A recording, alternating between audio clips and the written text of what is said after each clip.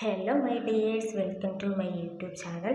എല്ലാവർക്കും എൻ്റെ വീഡിയോ ഇഷ്ടപ്പെടുന്നുണ്ടെങ്കിൽ സബ്സ്ക്രൈബ് ചെയ്യുക, ലൈക്ക് ചെയ്യുക, ഷെയർ ചെയ്യുക, കമൻറ്റ് ചെയ്യുക. എല്ലാവരും വീടുകളിൽ ഇത് ട്രൈ ചെയ്ത് നോക്കണം. നമ്മുടെ വീട്ടിൽ ഉള്ള സാധനങ്ങൾ മാത്രമേ ഇതിൽ ഞാൻ യൂസ് ചെയ്യുന്നുള്ളൂ. അപ്പോൾ നമുക്ക് സ്റ്റൗ കത്തിച്ച് ഉരുളി അതിലേക്ക് വയ്ക്കാം. ഉരുളി ചൂടായി വരുമ്പോൾ ആവശ്യത്തിന് എണ്ണ ഒഴിച്ചു കൊടുക്കാം. എണ്ണ നന്നായിട്ട് തിളച്ച് വരുമ്പോഴത്തേക്കും ഒരു പിടി ഉഴുന്ന് അതിലേക്ക് ഇട്ട് കൊടുക്കാം. നന്നായിട്ട് മൂത്ത് വരണം. അതൊന്ന് ഇളക്കി കൊടുക്കാം. ഒരു വലിയ കഷ്ണം ഇഞ്ചി ചെറുതായി അരിഞ്ഞത് അതിലേക്ക് ഇട്ട് കൊടുക്കാം. 15 വെളുത്തുള്ളി ചെറുതായി അരിഞ്ഞത് അതിലേക്ക് ഇട്ട് കൊടുക്കാം. നന്നായിട്ടൊന്ന് ഇളക്കി കൊടുക്കാം. ഇനി 20 ചെറിയ ഉള്ളി ചെറുതായി അരിഞ്ഞത് അതിലേക്ക് ഇട്ട് കൊടുക്കാം. എന്നിട്ട് നന്നായിട്ട് വീണ്ടും ഇളക്കി കൊടുക്കാം. നന്നായിട്ട് മൂത്ത് വരണം. ഒരു പിടി മല്ലി അതിലേക്ക് ഞാൻ ഇട്ട് കൊടുക്കുന്നുണ്ട്. വീണ്ടും നമുക്ക് നന്നായിട്ടൊന്ന് ഇളക്കി കൊടുക്കണം. ഇത് ചോറിൻ്റെ കൂടെയൊക്കെ കഴിക്കാൻ അടിപൊളിയാണ്. എല്ലാവരും ട്രൈ ചെയ്ത് നോക്കണം. 15 വറ്റൽമുളക് ഞാൻ അതിലേക്ക് ഇട്ട് കൊടുക്കുന്നുണ്ട്.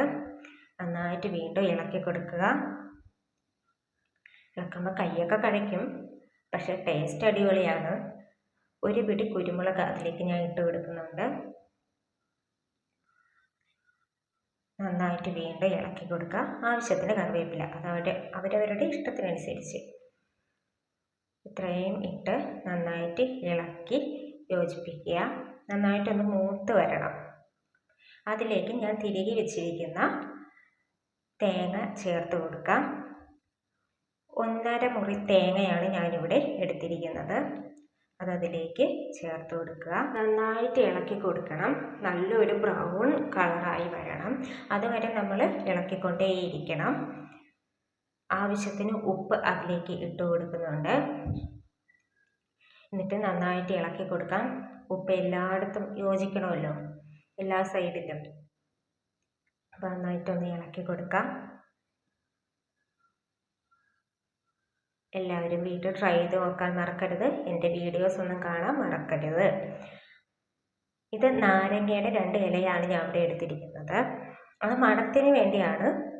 വീടുകളിൽ ഉണ്ടെങ്കിൽ ചേർത്താൽ മതി. ഒരു നെല്ലിക്ക വലുപ്പത്തിൽ പുളി അതിലേക്ക് ഇട്ട് കൊടുക്കാം. എന്നിട്ട് നന്നായിട്ടൊന്ന് ഇളക്കി കൊടുക്കാം. ബ്രൗൺ കളറ് ആയി വരുന്നുണ്ട്. നന്നായിട്ട് ഇളക്കുക. നല്ല ബ്രൗൺ കളറായി വരുന്നവരെ ഇളക്കിക്കൊണ്ടേയിരിക്കുക.